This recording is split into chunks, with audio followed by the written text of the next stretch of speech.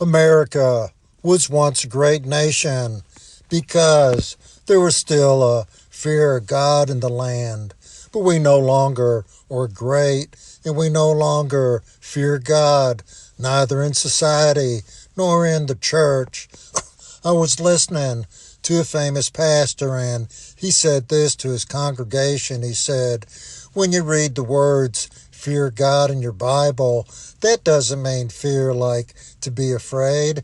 It only means to show reverence to God. Well, that big preacher was dead wrong. The first definition of the word fear in the Hebrew and the Greek is to be afraid of.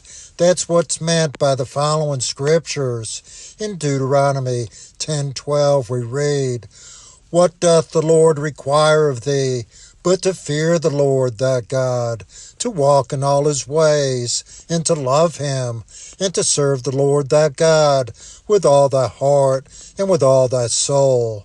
In Joshua 24:14 we read, now therefore fear the Lord, and serve him in sincerity and truth. In Ecclesiastes 12:13, Solomon sums up the duty of man by saying, fear God and keep his commandments, for this is the whole duty of man. And we see the word fear means to be afraid, for in Isaiah 8:13 we read, sanctify the Lord of hosts himself, and let him be your fear, and let him be your dread. And Jesus, in Matthew 10:28, had this to say about fearing God, and fear not them which kill the body, but are not able to kill the soul, but rather fear him which is able to destroy both soul and body in hell. And the Apostle Peter, who knew Jesus well, wrote not only to fear God, but to pass the time of your sojourning here in fear. I submit to you, friends, that there is no fear of God in society today, or even in the church. A good portion of the church is given over to antinomianism, which holds that because we're saved by grace, we can sin all we want to and still go to heaven. But Jesus never preached a sin in religion. When Duncan Campbell landed on the Isle of Lewis in 1949, which would eventually be known as the Lewis Revival, where God saturated that entire island with his presence, Duncan Campbell was greeted by some elders of the church, and one of the men asked him, Reverend Campbell, are you walking with God? To which Duncan Campbell replied, I can say this, I fear God.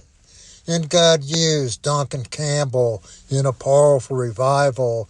And that's what we need today, friends, a healthy dose of the fear of God. We need it for revival. We need it for our nation. We need it for our churches. We need it for ourselves. But I believe the main reason why we don't fear God today is because we don't believe in a God who will and must punish sin. Our God will never send anybody to hell. I heard a Baptist pastor foolishly say, you send yourself to hell. Really? In the book of Revelation it states, and whosoever was not found written in the book of life was cast into the lake of fire. If you end up in the lake of fire, friend, you won't jump in there on your own volition. You'll be bound hand and foot. You'll go kicking and screaming as you're thrown in there by strong angels. Listen, God is a God who must punish sin. The church has turned the God of the Bible into a big jolly Santa Claus today, who's more tolerant towards sin and who exists only to bless his little darlings. But the God of the Bible is to be feared, as we see in this terrible description of God atop Mount Sinai, where the mount is altogether on a smoke.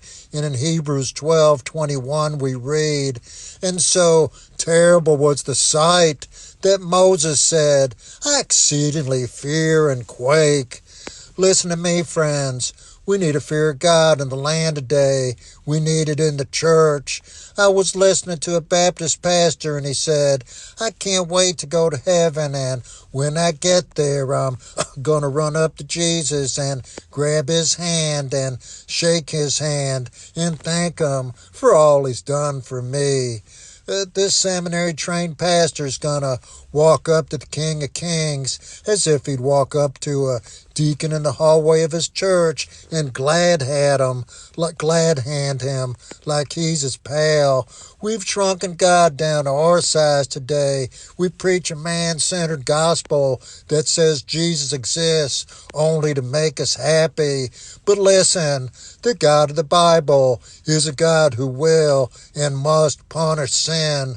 In Mark's Gospel we read, and the soldiers led him away into the hall called Praetorium, and they called together the whole band, and they clothed him with purple, and plaited a crown of thorns, and put it about his head, and began to salute him, Hail, King of the Jews! And they smote him on the head with a reed, and did spit upon him, and bowing their knees, worshipped him.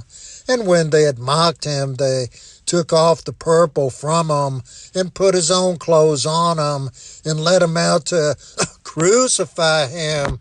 Oh, listen, friends, as those cruel soldiers laid hands on Jesus to fasten him to that cross, as they drove those nails into his hands and feet, every stroke of the hammer was an exclamation point, crying out, God must punish sin.